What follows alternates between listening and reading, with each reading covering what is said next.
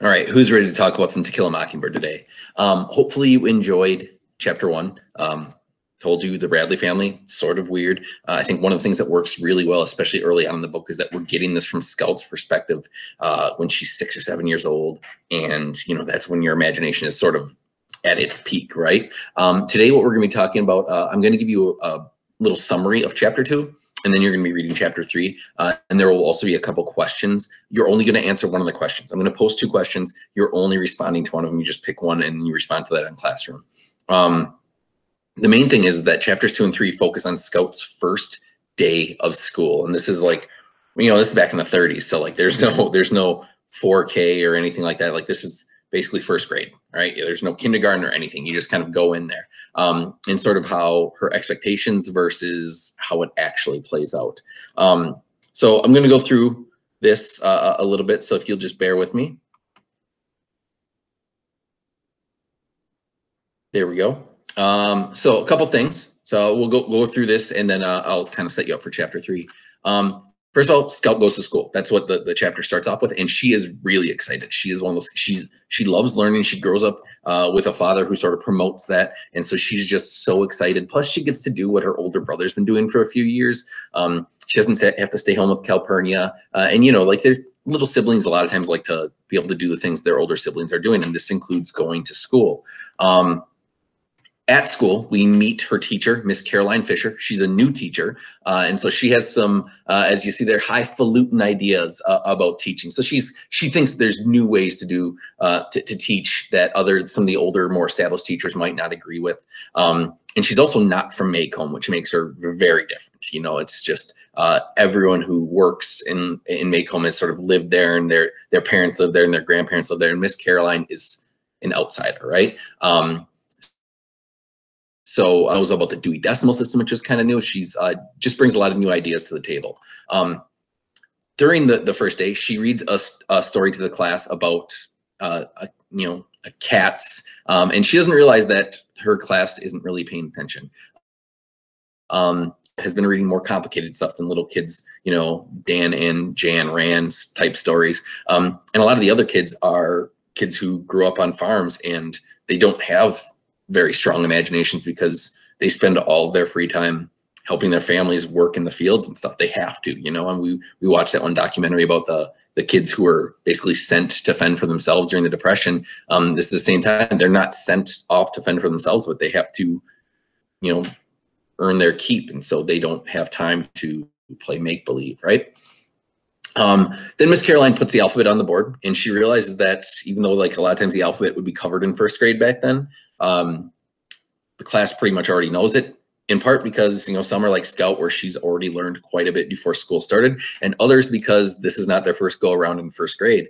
There's a lot of kids who don't pass first grade because they don't maybe finish out the year. And so they already we know the early stuff, right? Miss Caroline then is kind of going through different things. She asks Scout to read, and she's actually not happy because Scout is a very good reader. It seems sort of weird. It would be strange if I was disappointed that people were good readers. But Miss Caroline sort of has her way of thinking. She's a new teacher. She's going to come in and teach these kids how to read and the proper ways to read. And then all of a sudden Scout she crushes it. And so it's sort of disappointing. She gives her a couple different things to read, and Scout has no problem, right? So she kind of deducts that Atticus has taught her this. And because Atticus is not a teacher, he's a lawyer, right? Lawyers don't know how to teach. That's what Miss Caroline thinks. And so she figures that Atticus has taught Scout wrong. And so by doing so, he has done more harm. And she even at one point says that she's going to have to undo all the damage that Atticus has done and how he's taught Scout to become a good reader. And Scout isn't really wild about that idea. The narrator, they get the impression Scout kind of, again, 6-7-year-old Scout is thinking that reading outside of school must be viewed as sort of a negative, which throws her off because she thinks reading would be a really good thing. So she's kind of confused about it and decides that she sort of wants to stay quiet because she just doesn't really know what she thinks about school anymore, this thing that she was really excited about.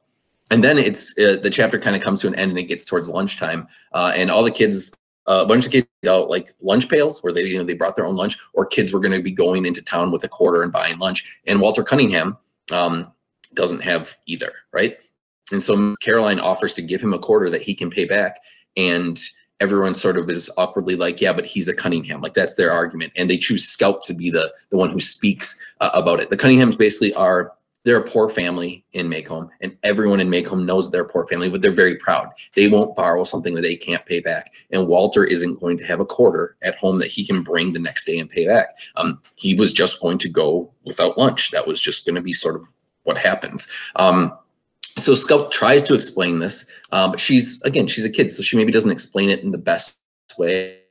And Miss Caroline views her as being sort of disrespectful and rude. So Scout then ends up getting her hands pat with a ruler, so it's cracked across the knuckles, and then has to stand in the corner. So she's punished, right? And the rest of the class thinks it's sort of funny, and Scout hates it.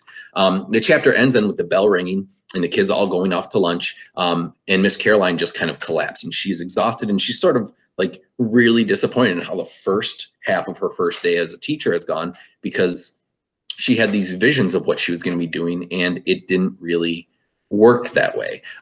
So that's kind of the end of chapter 2 then. Chapter 3 is going to pick up basically at that point where they're leaving lunch and stuff like that. So what I'm going to ask you to do for tomorrow is to read chapter 3. All right, so that's your chapter 2 summary. So you're going to read chapter 3, and then you're going to respond to one of the 2 questions, either trying to figure out what Atticus is trying to teach Scout, or just seeing if you can identify some of the different themes that are already presenting themselves through the first 3 chapters. Again, themes are sort of like those messages, those underlying meanings, things that we could sort of learn from it, or might be a focus throughout the book. You only have to answer one of those. Tomorrow, I will actually be having, I'll be reading part of chapter 4. So I'll have a video for that too. So you'll have the option, or if you want to listen to the reading, or if you want to do it on your own, that's fine. It's just going to be kind of a different choice. And that's sort of how we'll wrap up the week. Again, if you have any questions, let me know. I love when I get emails asking for clarification, stuff like that. Otherwise, good luck reading about Scout's first day in school. All right, take care.